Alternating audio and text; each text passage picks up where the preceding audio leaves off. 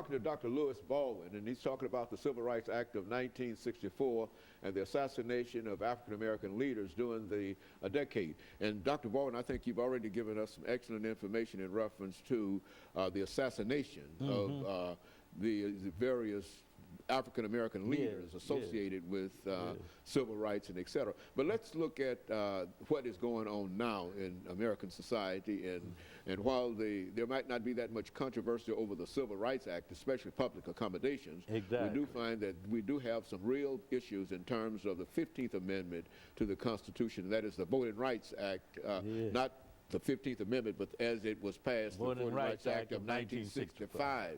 Yeah, let's talk about it from that perspective. Yes, I think also with the Civil Rights Act of 1964, there's still discrimination in employment. There's still discrimination in educational opportunities. Having taught at a university for 30 years, I can attest to that. There's still discrimination on many levels in our society. So the Civil Rights Act of 1964 really hasn't been followed or embraced to the letter.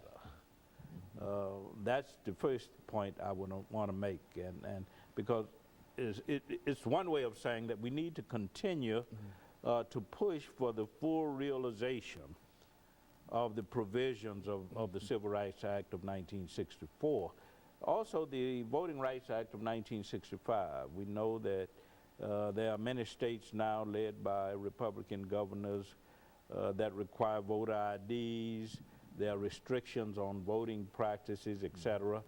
And so we need to realize that the Civil Rights Act of 1964 and the Voting Rights Act of 1965, we are still trying to make sure that we as Americans live out the fullness of what these pieces of legislation are about. We still have not fulfilled the promises embodied in these pieces of legislation. So that's my concern, is how we view the legacy of the Civil Rights Act of 1964. It is a legacy of promise, a legacy of hope, that we should be about inclusion, not exclusion. And of course, the Civil Rights Act of 1965, we should be about complete political enfranchisement, not excluding people from the voting processes, not excluding people from the right to hold public office, etc.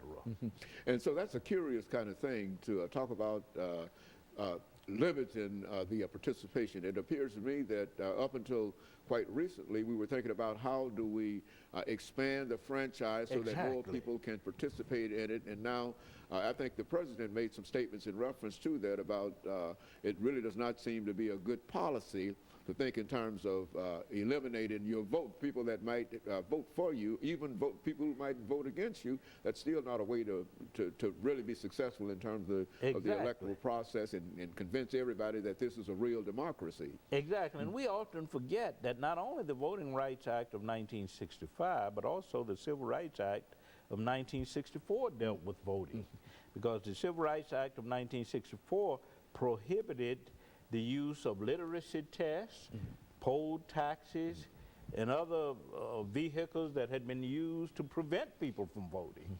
So both the Civil Rights Act of 1964 and the Voting Rights Act of 1965 were really about increasing the capacity of people to participate in the political processes of this country. Not simply to have access to jobs, employment, health care, education, voting, but to participate in what was going on in terms of the political processes. And so now we're moving, what, are we going backward in reference to this? I think in a sense we are. We still have, as I said earlier, have not lived out the provisions of both the Civil Rights Act of 64 and the Voting Rights Act of 65. We're still in a process of becoming, so to speak, of really living out the provisions of these pieces of legislation in the interest of the common good. And I think we're still about that. We have not fulfilled that. Well, now, what would your message be to young people, Dr. Baldwin, who might not be concerned or might not participate in what we're doing here? About how does the Civil Rights Act impact upon them? I think young people, their first step involves learning about history. So many of our young people are unfamiliar with what went on in the 1950s and 1960s. They have to have a sense of history. It's about consciousness raising. If they don't know what the Civil Rights Act of 1964 was about, if they don't know what the Voting Rights Act of 1965 was about, then they have no sense of history, and they cannot build on what people in that day provided. And they don't understand what we're saying now about how important the suffrage is, and you really don't know how important it is until it has been denied you. Exactly. Dr. King and others laid the foundation.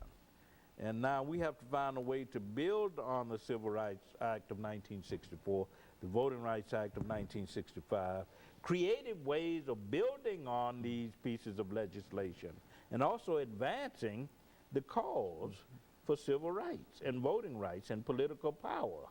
And if we don't find ways of doing that, then we're not true to the legacy of the Civil Rights Act or the Voting Rights Act. You know, Dr. Baldwin, a very disturbing statistic that I saw in this morning's newspaper talking about suffrage in the state of Tennessee and the metropolitan area. They said that only 6% of the population, 6.5% of the population actually participated in the suffrage. Now, we're not talking about just black folks or white folks, but only, this is front page news, that only 6.5% of the individuals that are registered to vote actually get out and participate in the suffrage. Now, that's tragic. And it means that we have not known the lessons of the Civil Rights That's right. movement. And not only does it mean that black folks have not learned the lessons, it means that white folks have not. And the Civil Rights movement was about not only black folk, but it was about white folk. About voting and about public accommodations and et cetera. And so, yeah, it was about making us true to our democratic creed. And if we have those kinds of statistics, it means that both white folk and black folk have not understood what the Civil Rights Act of 1964 was about, what the Voting Rights Act of 1965 was about, what the Civil Rights movement as a whole was about. We have failed to understand what democracy is all about, which is to say that you cannot have a democracy unless you've got people participating in it, and we can complain all we wish about the amount of money that is involved in it, but now the money really does not matter if you can bring the statistics up from 6% to 25 or 30%. Then you don't have to worry about the money in politics.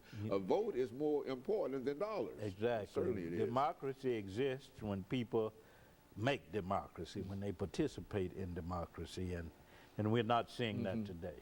And so the point we're trying to make here is that not only is it a black thing to participate in the suffrage and to enjoy civil rights, but it's an American thing. That is, it's something that's open to all of us. And when we get to a situation that only 6% of the population, the metropolitan population, vote, then we have to understand that there's a real problem in terms of what this democracy really means. And we have to ask ourselves, are we really participating in a democracy? Or are we talking about an oligarchy? Because when few participate, then you don't have a democracy. And you've got all the money that is involved in here, and you can either literally almost buy an election, et cetera. No, there's a real problem, and I think that not only should we sound an alarm, but the alarm ought to be sounded nationally to let everybody know that people ought to get out and vote. Irrespective of race, irrespective of color and creed and religion and political orientation. That whatever, get out and vote, register and vote and whatever. And I think that's the point we're trying to make in terms of dealing with this. And let me thank you, Dr. Baldwin, for bringing by that excellent information in reference to this. And let me encourage our audience to tune in again next week for another informative edition of Comments. Thank you and good morning.